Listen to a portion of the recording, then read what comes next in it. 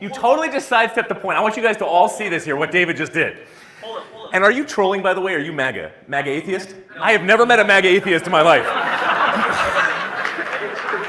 Go to the mall and tell them. So we're going to end on this. I want you to go back to your dorm room, and I want you to sincerely ask yourself the question, are all these emotional smokescreens, because you brought up about 150 different issues, and usually when we talk to guys like this, it's an emotional bias.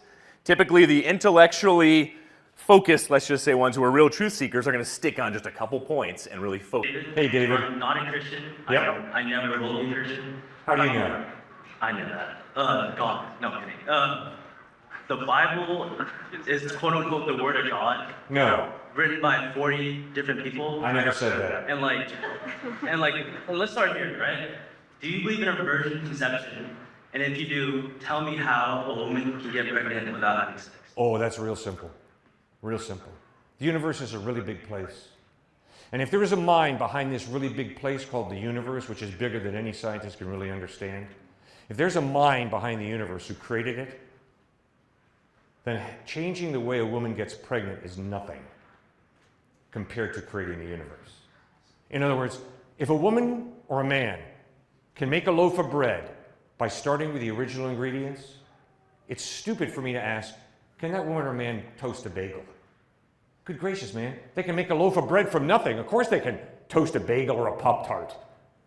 And if God created the whole universe, it's totally reasonable that he could have a woman become pregnant without having sex with a man. So it's like some miracle, right? No, not some miracle. It's a very specific miracle. It's a miracle. Well, God can do anything, right? No, God cannot do anything. God cannot make a square circle.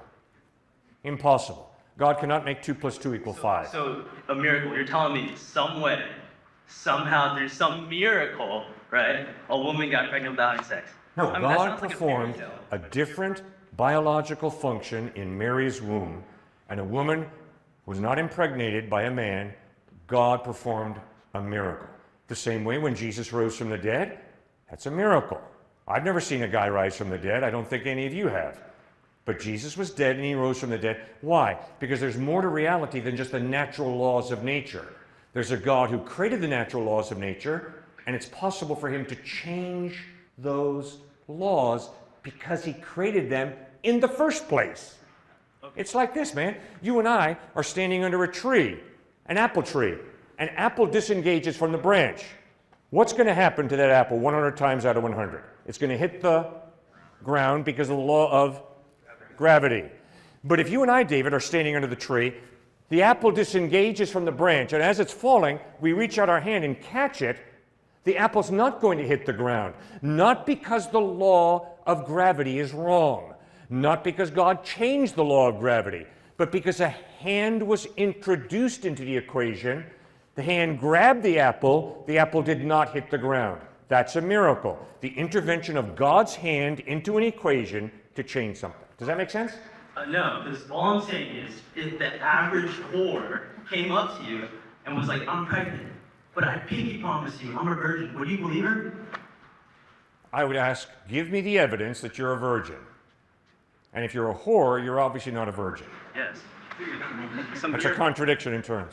So that's an easy one to answer, David. That's real easy. You get what I'm saying, but it's... Yeah, you asked a very easy question to answer. Thank you, David. Okay, but listen, it's very hard to argue faith, right? It's literally impossible. So I have a question. Oh, no. You have faith, David, and I have faith. You and I are no different in the fact that we have faith. Where we differ is, what's the object of your faith? What's the object of my faith? I happen to believe in Jesus Christ, that he's a reliable object.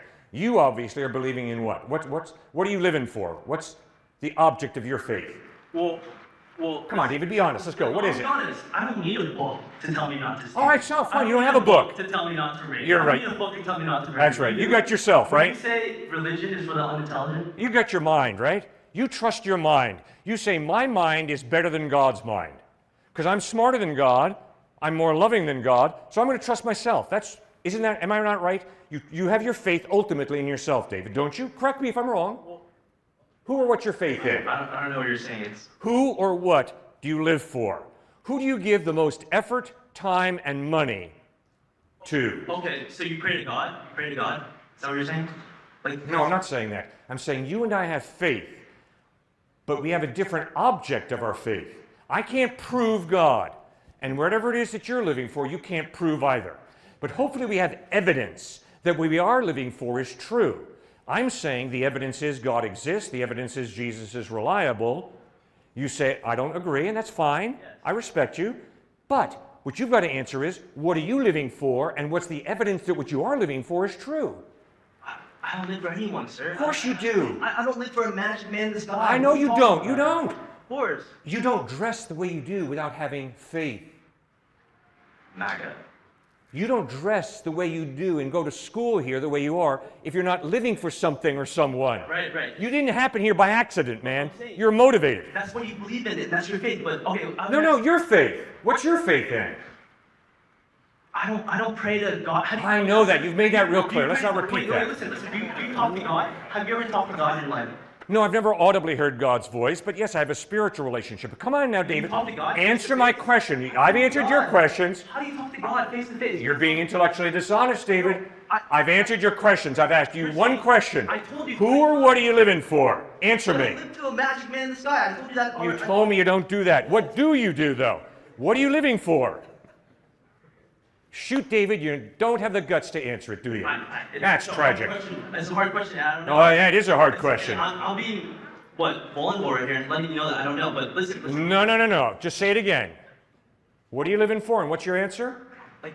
Sir, I do not know. I use that answer all the time. It's a very good answer. It's called honesty. Yeah. Okay, good. All right, so you don't know. But now, David, what you're going to have to grapple with is you better start thinking harder because you're living for something. Are you a student here? I live for myself, sir. I don't live Good. for- What's the evidence I now? live for Jesus. Listen. You live for yourself. What's the evidence that living for yourself is a wise decision? Because look, if I pray all day, right, and I don't put any work, how am I gonna expect to get good things? I have to put in the work, not because I pray to God all day. Like that's like Okay, ridiculous. good. So what do you want to do with your work? Do you want to blow people to bits, or do you want to help feed starving people? What do you want to do with your work? You want to make money for just money for yourself and be greedy, or do you want to learn to share your money with others? What do you want to do with your work? Do you want to use your mind to hurt people, or do you want to use your mind to help people? Who makes those decisions? You do, right? Free will. Free will, good. Why do you think you've got free will? If there is no God, if there's just matter and energy, how can you have free will? You're just a pile of chemicals, man. That's a hard question. I can't really give you any good answer, right? But That's unfortunate. all I'm saying. It's your life, David. Wait, okay. I have another question for you. Yeah? Do you pray to God? Of course I pray to God. Really? How do you know you're praying to God? What if it's some devil? How do you know that? Well, it's real simple. Really? Jesus Christ revealed God very accurately. Why do I believe that?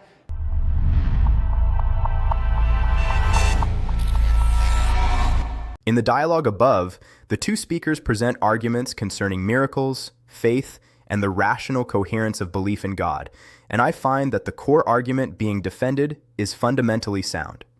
The opening phase of this dialogue revolves around a common but deeply revealing objection: the claim that belief in miracles, particularly the virgin conception and the resurrection, is irrational or intellectually irresponsible. At first glance, the objection appears reasonable. It appeals to everyday experience. Women do not become pregnant without sexual intercourse, and dead men do not rise. However, this objection quietly assumes something that is never argued for, but simply taken for granted, namely, metaphysical naturalism. That assumption is doing nearly all the work. Cliff Nechtel's response is philosophically sharper than it may initially appear. He does not argue that miracles are common or expected. Rather, he argues that if a transcendent mind exists behind the universe, then miracles are not logically impossible. They are only unusual.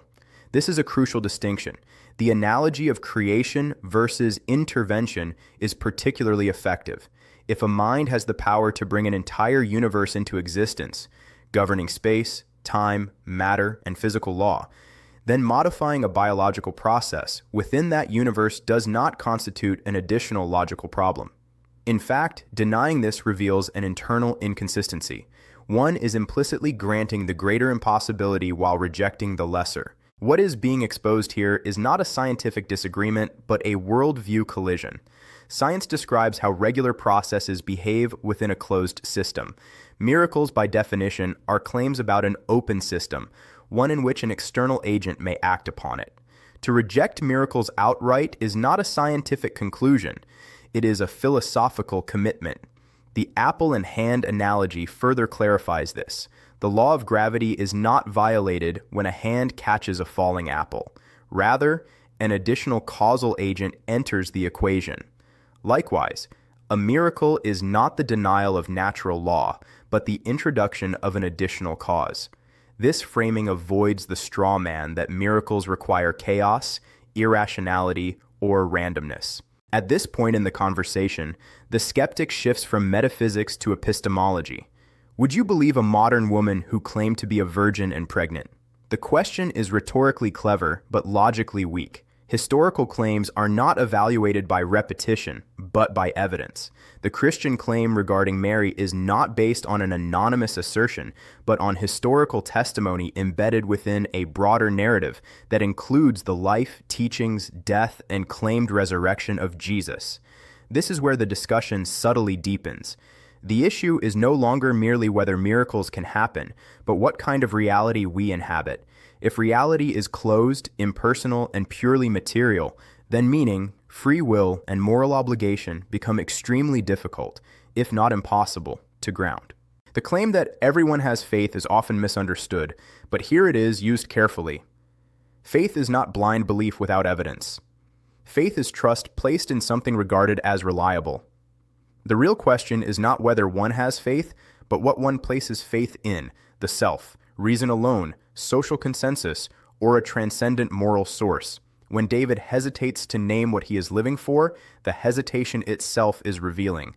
It illustrates a common modern posture, rejecting transcendent meaning while quietly assuming moral responsibility, purpose, and freedom as givens. The dialogue presses on this tension without personal attack, exposing the difficulty of sustaining meaning in a purely self-referential worldview. This first section does not conclusively prove the Christian worldview, but it does succeed in something equally important. It destabilizes the confidence of metaphysical naturalism, showing that it rests on assumptions just as unprovable as those it criticizes. As the conversation progresses, the focus subtly but decisively shifts from miracles to existential grounding. This transition is not accidental.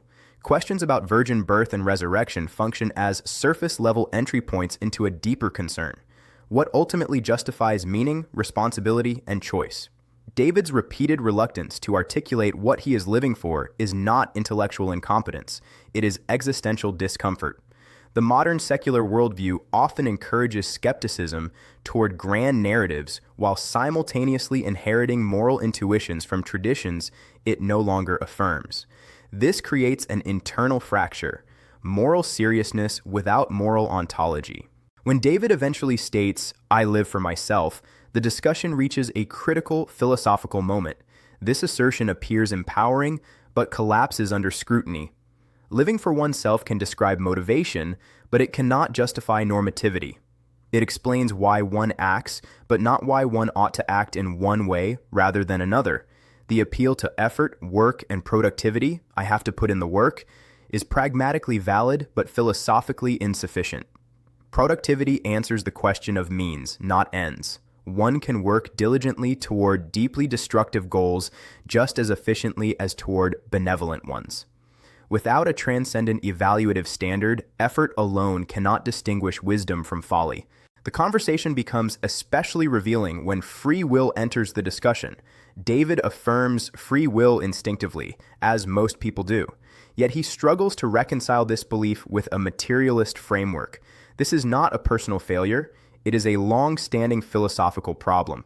If humans are merely configurations of matter and energy governed entirely by physical causation, then free will becomes either an illusion or an unexplained anomaly.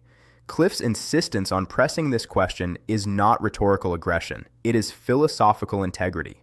One cannot simultaneously affirm moral responsibility, genuine choice, and a purely deterministic ontology without contradiction.